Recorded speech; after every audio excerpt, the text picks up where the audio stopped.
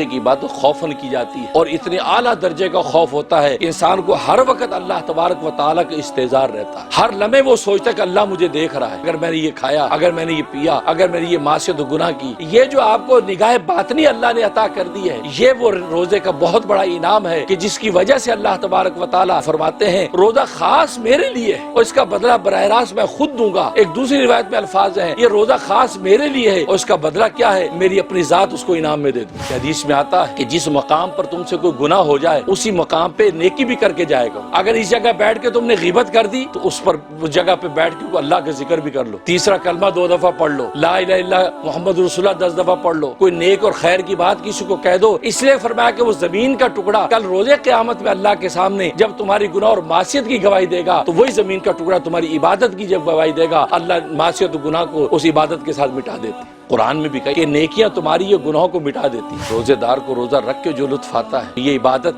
وہ ہے کہ جو آپ کی باطنی آنکھ کھولتی ہے۔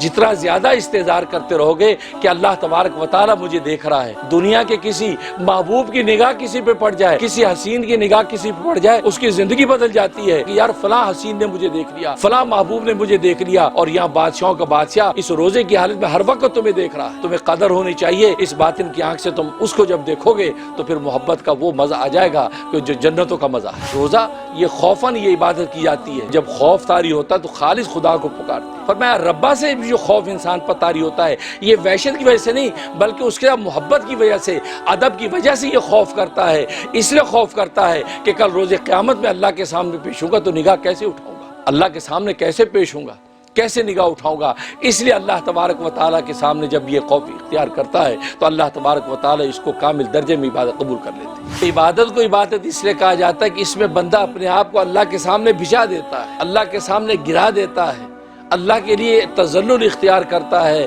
تو بس یہ تذلل اللہ تبارک و تعالیٰ کے نزد جو مقبول ہو جاتا ہے، اللہ اس تذلل کی وجہ سے اس کو عزت عطا کر دیتی ہے۔